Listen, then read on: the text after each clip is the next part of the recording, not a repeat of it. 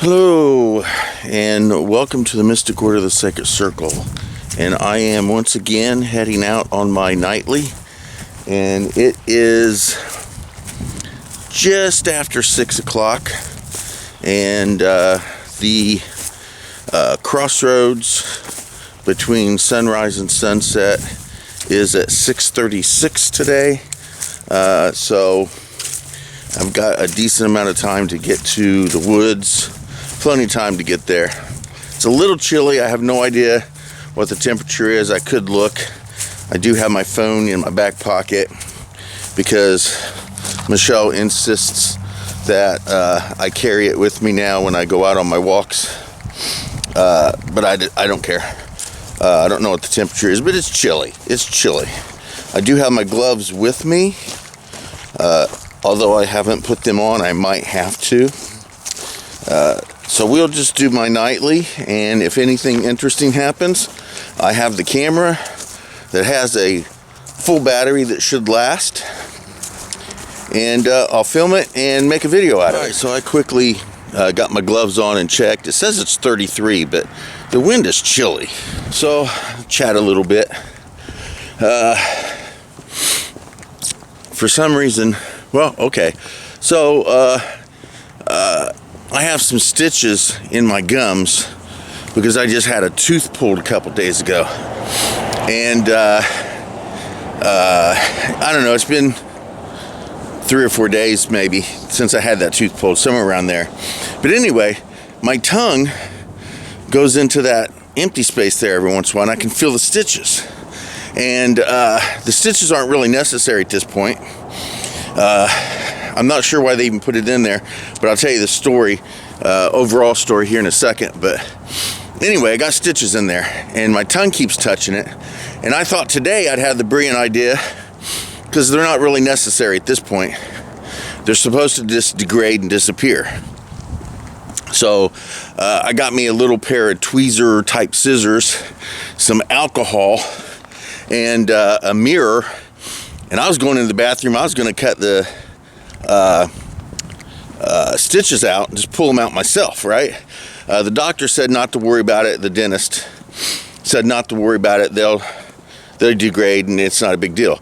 But when I touch them with my tongue, I can feel the knot, and it kind of bothers me. And it feels huge. The knot feels huge. So I figured I'd just go in there, cut it out, pull them out myself. Well, when I got in there, I got the alcohol. I got the scissors in the alcohol, the little tweezer scissors, got them in the alcohol, got the mirror out, and I was looking in there, and I was all ready to perform this surgery on myself. And then I realized those are really tiny stitches.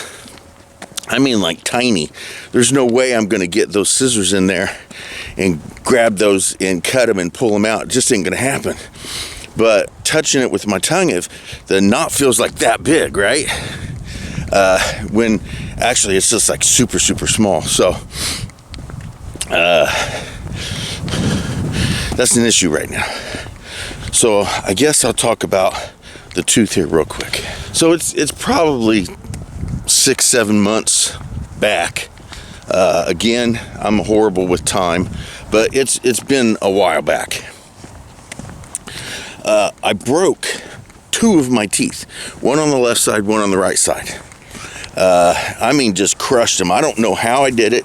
I couldn't tell you. They broke, right? Almost at the same time. The one on the left broke when I was eating something. And then shortly after that, because I was kind of favoring to the right side after that tooth broke, one on the right side broke. And there's big teeth too. They weren't small teeth. So anyway, for like at least 5 months, if not longer, I had 2 broken teeth. One on the left, one on the right. And my only insurance is VA. And I'm not 100%. I'm only 10% with the VA. So I do not get dental, nor do I get vision.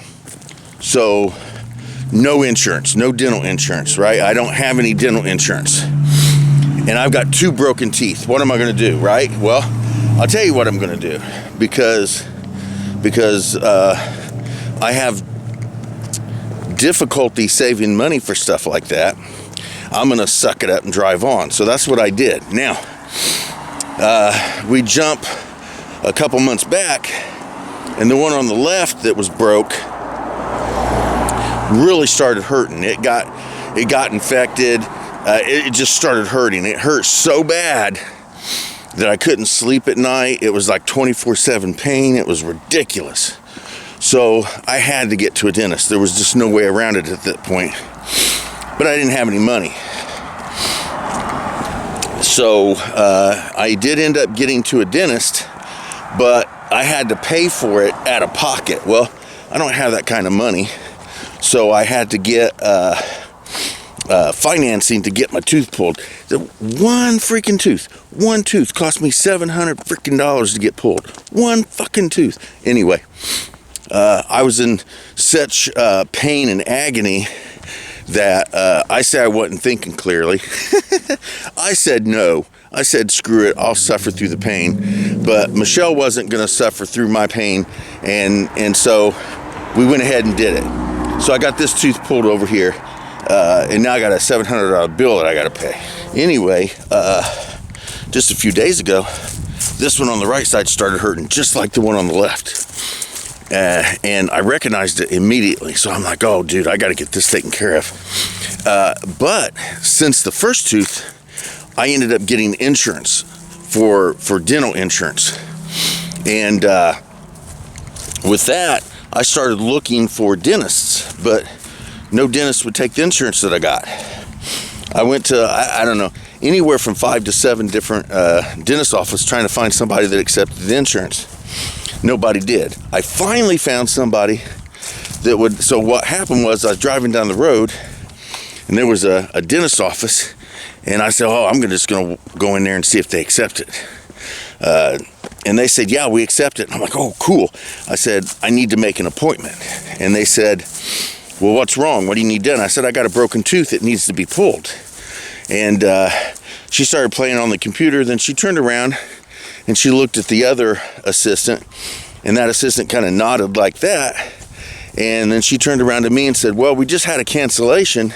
We can get you in right now if you want. I said, oh, yeah, cool. So we went back there, and it was just supposed to be like an exam just to see what was going on and decide what was going to happen. I knew the tooth had to be pulled, but we got back there. She looked at it. She goes, oh, yeah, that needs to come out. And I told him, I said, listen, I have got zero money. Zero. I said, my insurance has to cover this. Plain and simple. I said, she goes, well, I'll go check one more time. I said, please do, because I did not want to be stuck with another freaking bill. She came back and she said, good news or bad news? I'm like, she goes, no, I'm kidding. There's no bad news. She said, insurance will take care of all of it, and we can pull it right now. I said, oh, yes. So now I got that one pulled. Hence the stitches. Now they put stitches in this one. This was a different dentist, obviously. It cost me $700 freaking dollars. And they didn't put any stitches in this side. This one over here, because of my insurance, didn't cost me a penny. And they stitched it up. And the dentist that did this one was a lot cooler. He was nice. He was funny.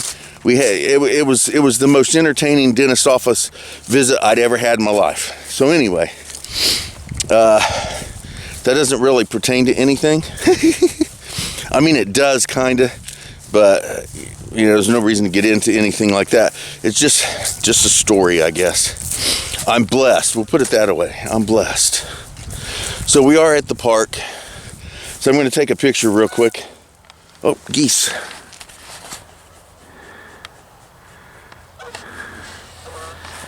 There's the sun setting. And again, if I wanted to pull out my phone, I could find out exactly what time it is. Hold on. All right, it is 6:20.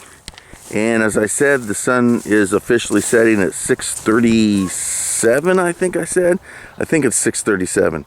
So I'm going to quickly take a picture of this sunset, and I'm going to put it on my Facebook group here when I get back to the house. So hold on one moment, and we'll get that done. All right, fantastic. I got that picture.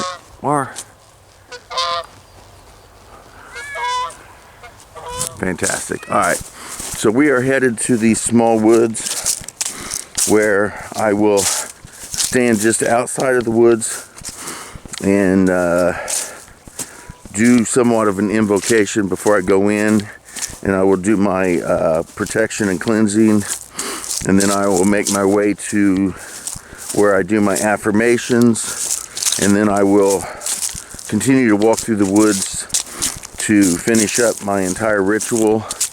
And after I do that, I will turn around and head back to the house. I can't guarantee how much of that entire process I will show you, but oh look, witch balls. This is a sweet gum tree. It's a sweet gum, also known as witch balls. Fantastic. Anyway, I don't know how much of the process I'll show you. As I've said in other videos, I'm pretty sure that I have posted most, if not the whole ritual that I do on a nightly. So we'll go ahead and turn the camera off until something else pops in my head I want to talk about, or something really cool happens that I want to show you. All right, the first of the 3 stages of what I do right outside there. Now, coming through here, if you can see this right here, this is actually bindweed. It's a fantastic little vine plant, a vine that has some really awesome seeds that are oddly shaped. If I get a chance, I'll take a picture or show you what they look like. But I can't wait for the summer to come back and this bindweed grow again, because I want to gather up some more seeds. As well, these trees, all of these trees, gain an ample supply of poison ivy. And although I do have a small batch of poison ivy in my apothecary, apparently it didn't dry properly because there's a little bit of fungus growing on it. So I'm going to have to throw it out and get me some new stuff this summer. And we're getting ready to turn east here. And I wonder, so what happened the last few days was that it's been super freaking muddy. So I got some bark and sat in my circle so that it would be a little more sturdy and not get so nasty. So there it is. I'm going to see how solid it is without the bark. Oh no, that's still really muddy. So I'm going to leave that bark there so that I don't, because I still got mud and stuff on my shoes from the last time. So we'll go ahead and do this portion of the ritual. This is my cleansing protection, and I'll get right back with you. So I just finished with the affirmations, and that kind of concludes the material aspects of the whole nightly ritual. I still have about another mile to walk into the woods. It was added on. I added it on shortly after I created this ritual. It just, I don't know, it just seemed appropriate, but it gives me more time out in the woods. It also gives me time to reflect. So that's important. Plus, during full moon and dark moon rituals, I go to this walk because where I do those rituals are further into the woods. So at least on those 2 days of the month, I do this extra walk anyways. Now, I just finished with the affirmations, and I don't know if I have mentioned it before, but I have written a book. See, right now, if I concluded it as it is right now, it would be 120 pages. and it is just on the affirmation aspect of this ritual. It delves into a lot of stuff, but it just focuses on the affirmation portion of the ritual. I did consider doing the book on the overall ritual that I do, but if I did that, I think it would be too large and encompass way too much.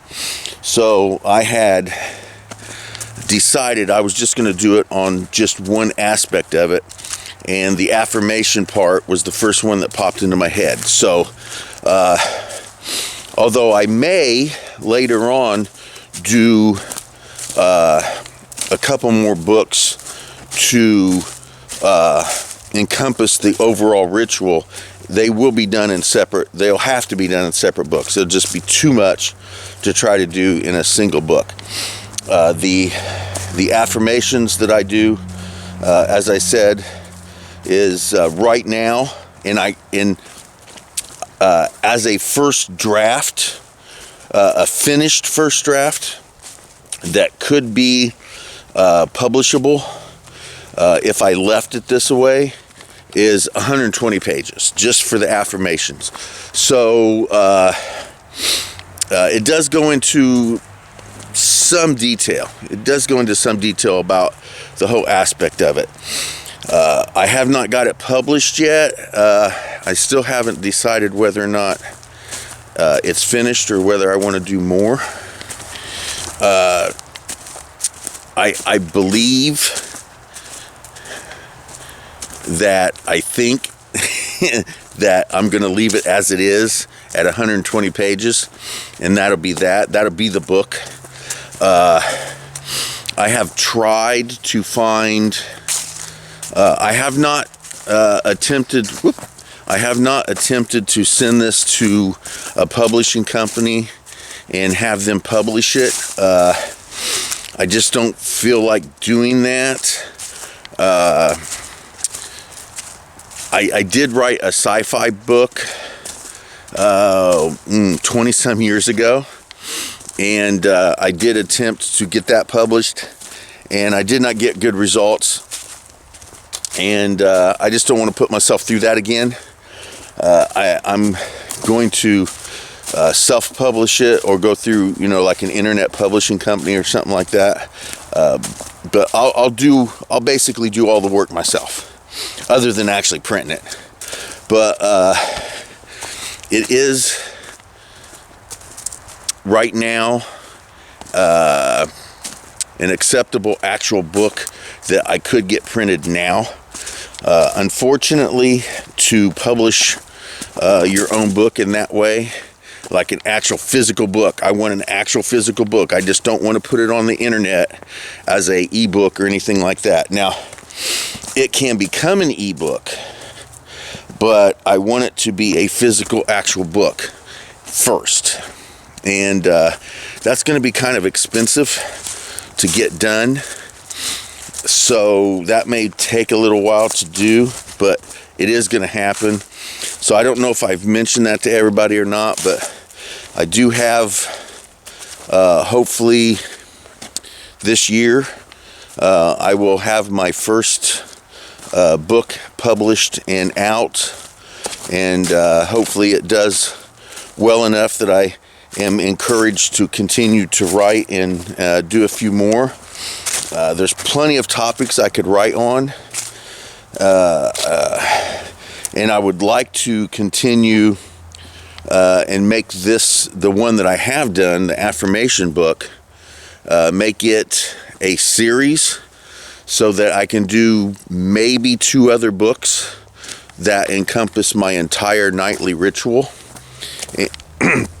So I think that would be interesting. But there's plenty of topics and everything that I could write about. I'm going to use my affirmation book as a ruler, something that I can bounce things off of to see how myself as a writer would do, how well I could get these books sold, and whether or not they would be get good reviews, that sort of thing. I want to use this book as kind of that measurement to decide if I need to or should consider writing more.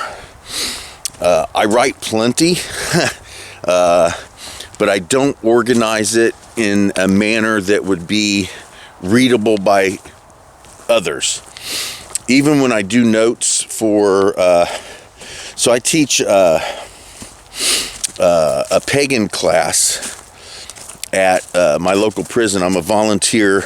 They call me a chaplain, and that's just the term they use, but I'm a volunteer chaplain for the Indiana State prison system, and I go to prisons. Right now, in particular, I go to Miami Correctional Facility, and I do classes on paganism in general, although it is technically considered Wicca because a federal law requires it, and the penitentiary requires that term. And when I do classes there, my notes are not, I don't know, they're difficult maybe for other people to read sometimes. So when I do a class that the group wants notes for, I have to take my notes home and reconstruct them into something viable that other people can sift through without being completely confused about the way I do things. So I've got plenty of material for books that I could write, that I want to write, but they're all basically in folders in note form and things of that nature.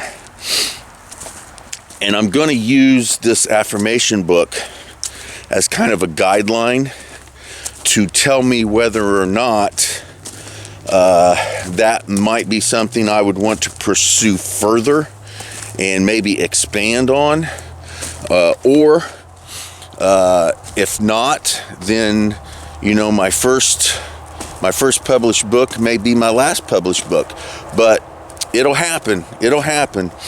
Right now, to be totally honest, the finances are really the only stumbling block, the hurdle that I'm dealing with to get this book out. Like I said, it's 120 pages.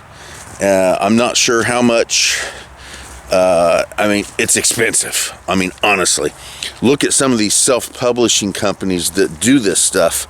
I could spend $3,000 or $4,000 just to publish this book and get maybe 100 copies of it, which would make the cost of the book freaking ridiculous just to try to get the money back. So I got to figure out how I can get this thing published reasonably enough that I can sell it reasonably and make enough of money to get the money that I put into it back. So if anybody out there has any ideas, realistic ideas about how this can be accomplished, again, I'm not educated, nor am I interested in being educated